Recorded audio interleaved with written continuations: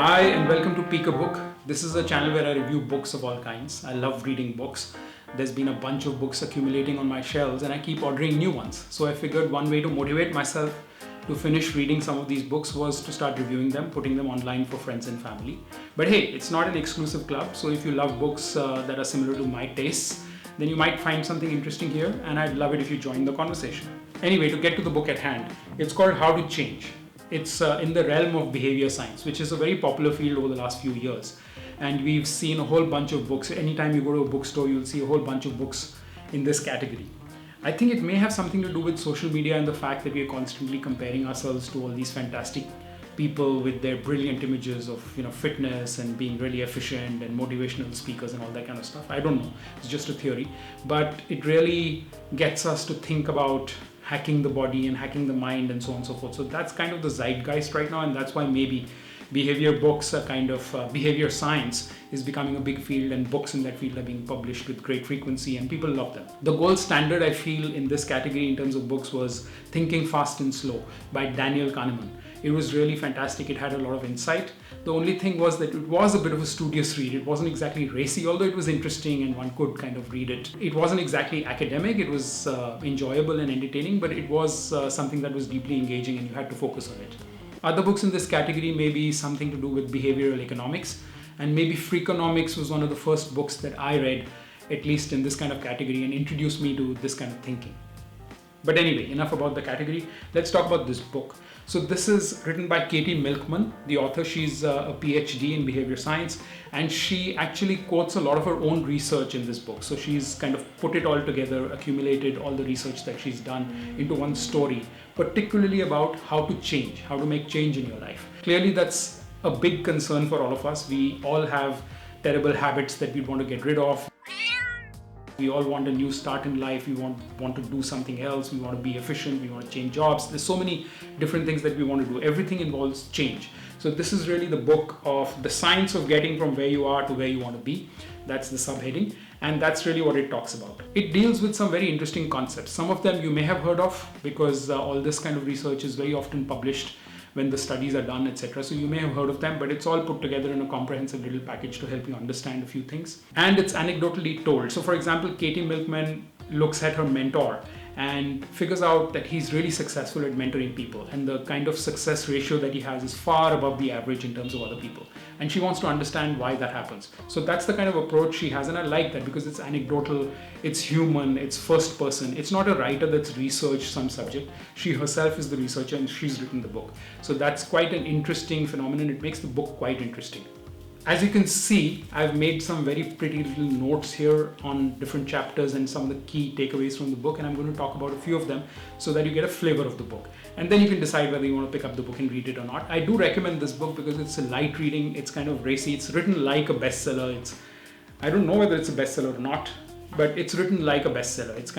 It has that vibe about it, and that's enjoyable actually. I like reading books that are racy, easy to read. You can finish them in 3 or 4 sittings, and you can read for an hour before you sleep or somewhere casually where you're waiting at an airport or something like that. Those kind of books. So I would put it in this category. It's not exactly something that you have to concentrate very hard at. And it's very pertinent to our lives because a lot of us have wanted to make changes in our lives.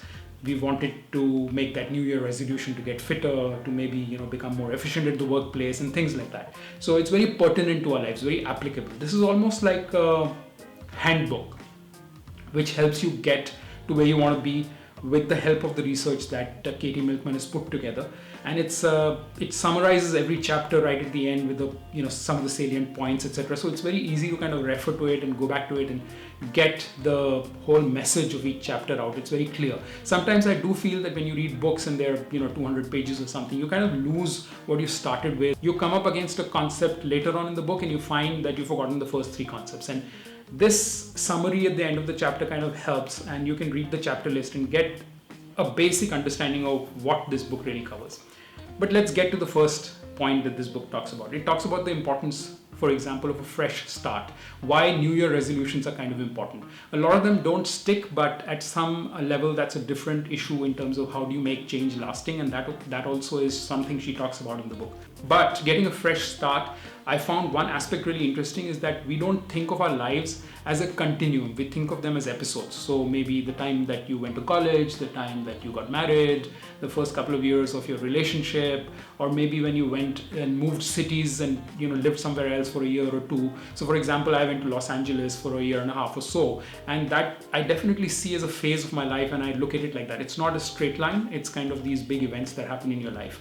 So every time that event happens, you tend to think of it as a fresh start, and whatever came before kind of gets wiped out, and so you can start again. And that's the time, she says, is the best time to inculcate some of these habits of change, or bring about change in your life.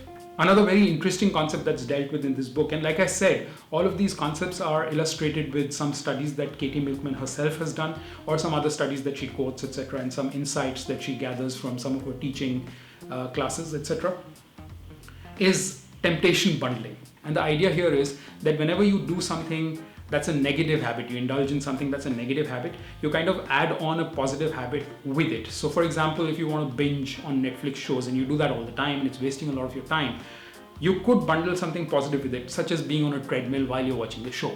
Or maybe as a more practical example, if you watch one episode, you could do 10 push-ups or something like that. So there are examples that she gives in terms of bundling temptations together, and that helps you make a change in your life, because whenever you're doing something that you like as an activity, you have to do something with it that becomes a virtuous habit. Very interesting idea. I kind of almost want to apply this to my life, because I think it would benefit me a lot, because I'm a person that likes to do things in extremes. So if I'm watching a show, I pretty much watch 8 episodes back to back or something like that. So it would help if I actually did something where I probably would cut down my viewing, or at least if I watched 8 episodes, I'd get a whole bunch of things done. She also speaks about something called commitment devices. I found this really interesting, because I think I had read about this research earlier, but she kind of puts it all together very nicely, is that actually when you lock yourself into commitments, such as locking away your money and not being able to use it, it goes contrary to theory of economics, because you would like to think that if you have money, you'd like control of it at all times, and you wouldn't actually want to give it away for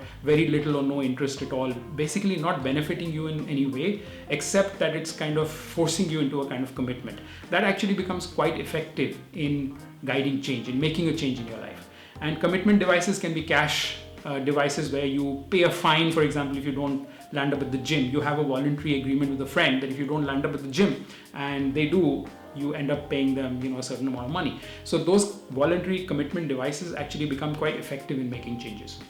She also talks about other concepts like the power of habit and confidence in yourself, which is quite a critical thing, and also just social norms kind of forcing you to adhere to certain behaviors. So there's a whole gamut of things that this book encapsulates. So I would recommend it if you're trying to make a change in your life, if you're trying to get that routine going, lose some weight, get better at work, get more efficient, plan your time better, whatever it is that you're trying to do in your life. If there is a change that you'd like to make, this can be quite handy to read, because it's not much of a commitment. It's a few hours of reading, very light reading, enjoyable, entertaining on the whole, because it's actually fairly entertaining to try and think of how your mind works and try and work with that, rather than force yourself into a certain kind of routine, which rarely ever works. And that's also, by the way, something she's addressed in the book, is how to make the process itself very interesting.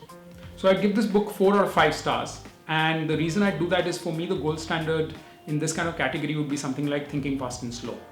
And this book deals with a whole bunch of things that are sometimes not easy to categorize scientifically and explain at a very fundamental level. Things like laziness, things like procrastination, things like just the whole subject of change is a very complex issue. And Katie Milkman has tried to address it with different aspects and through various studies, which are quite robust. But eventually it's a very, very complex subject, and perhaps may need some like a deeper dive into various aspects of this in terms of neurologically and maybe sociologically, etc., so on and so forth. So I would be happier reading a book like that for me to draw some very absolute conclusions. This gets you some part of the way, but I don't think it gets you eventually to a point where you're absolutely solidly convinced about the fundamental understanding of this entire issue. That's my opinion. I'm no scientist, I'm a layperson, but that's my impression as a reader, and that's what I think. It's a personal opinion. So there it is. Katie Milkman, How to Change. Please keep coming back for more. I will be reviewing other books, and if you're friends and family, it's not optional. And please click on the thumbs up icon as well as the subscribe icon, because it's very important on YouTube. I'll see you again soon. Bye.